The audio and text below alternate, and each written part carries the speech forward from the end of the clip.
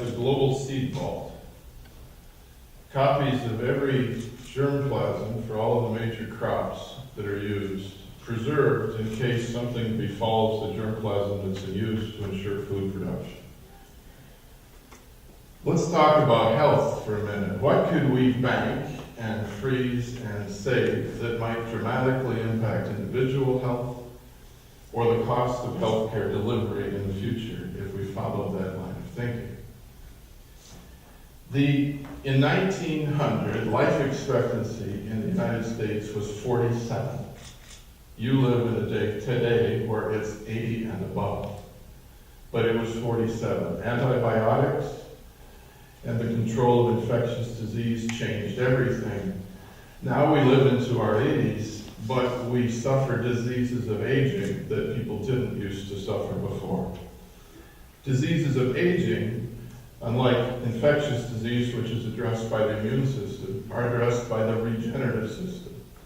Your body has a regenerative system. Every day, cells are being recreated or new ones created, or we would perish in a matter of weeks or days.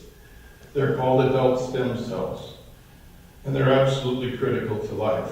Discoveries scientifically in the last 10 years are accelerating at a phenomenal rate, and the time is now very near when you're going to see treatments start to become regularly a part of the medical system. What if we could bank and freeze and save some of those for the future of medical care? What if we could do it when we're younger? Stem cells are the most powerful force in our bodies. A renewal is an amazing process that has taken us a long time to understand. But they age. They wear out. They slow down. It's why we age. It's why we pass away. What if we could save and bank them when we're younger and they are healthier, to use them for future medical treatments? Today there's over 1,500 clinical trials, many of them in phase 3, concluding as soon as 2 to 3 years from now, dealing with the use of stem cells to treat heart disease, to treat stroke consequences, to treat leukemia, to treat Hodgkin's disease. It's a fascinating mind in medicine. It's been confusing for some time, and clarity is really coming forward.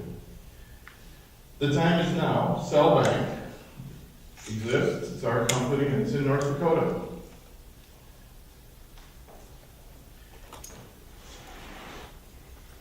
Dr. Timothy Henry, a UND grad, in Grand Forks, at TEDx, just at the recent one that was held, presented a video that is now on YouTube, or it's recorded on YouTube, a speech. I would deeply encourage you, if you have a spark of interest, remember this name and search it when you get home if you want to learn more. I have a friend, his name is Dennis. Dennis's father passed away of a blood disease that hits his family in his 70s. It's what Dennis faces. Dennis banked his cells in his 50s. He'll be able to take a transfusion and prolong the quality of life for another 10 to 20 years because he acted earlier.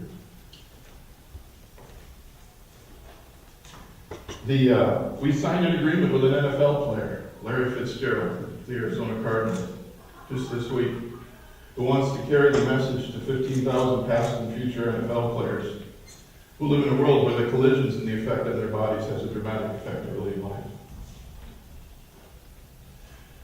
In Fargo, Dr. Joel Shook, Dr. Susan Matheson, who will speak later today. In Grand Forks, through Casey Ryan's work, Dr. Casey Ryan, the Sandy and Jerry Ryan Center, the service to bank cells is now being offered and people are acting.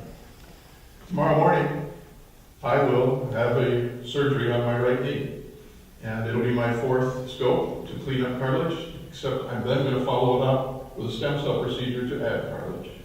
So just as we can bank food, we can bank cells. I encourage you to learn more.